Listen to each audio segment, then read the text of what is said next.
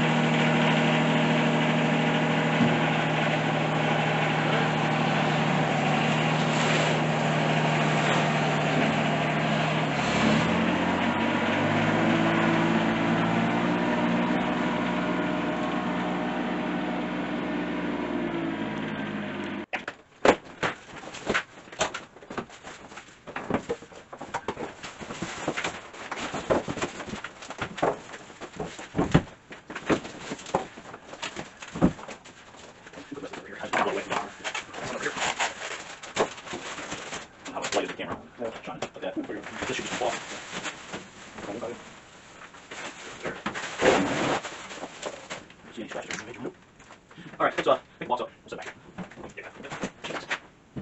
All right. Okay. All right.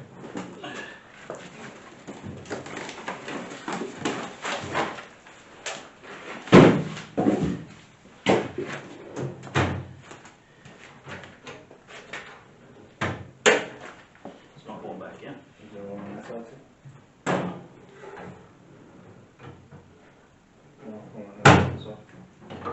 Oh, now it went in. More parts. That's the handle.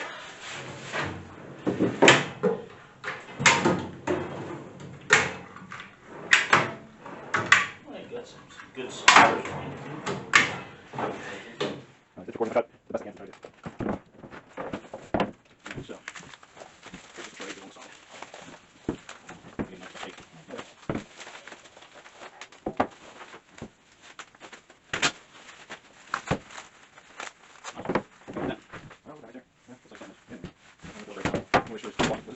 Yeah, well, that was enough. Yeah. Now, come on. Fine.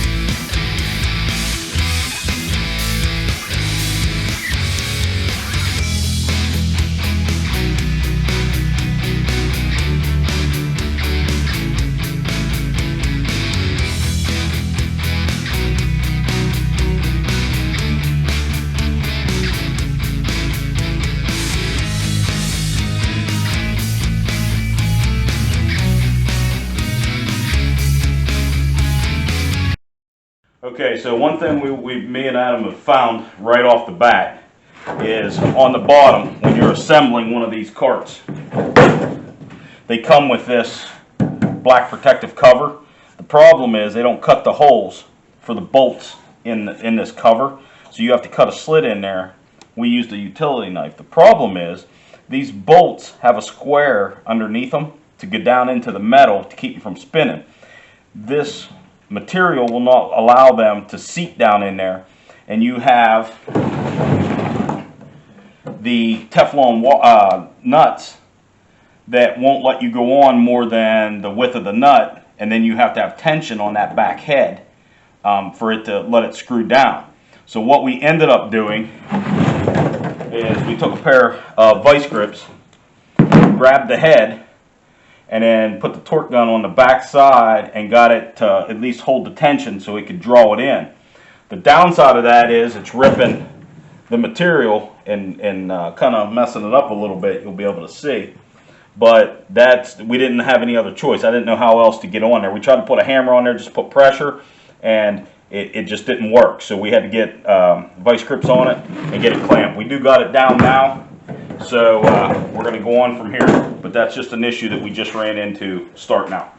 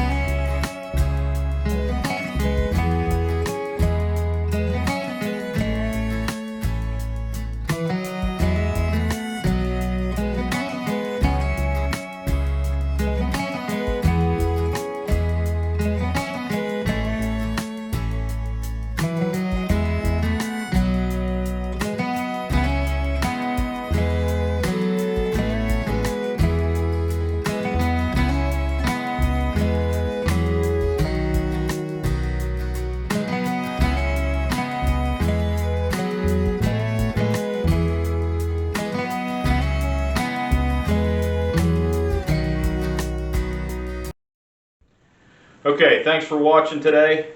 As you can see, we got the cart together. I got a lot of the tools in it, a lot of the pieces that I didn't even remember I had because they've been thrown everywhere. But first impressions of it, it's heavy enough built.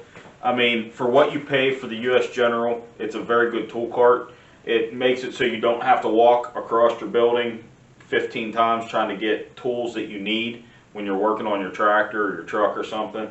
So we kind of put all the sockets and extensions and ratchets and everything in the top. That's normally what most people do. The only bad thing about it, this does open to a 90-degree, and I did purchase these magnets and bolted them back to back so I didn't have to drill through to be able to put things on here.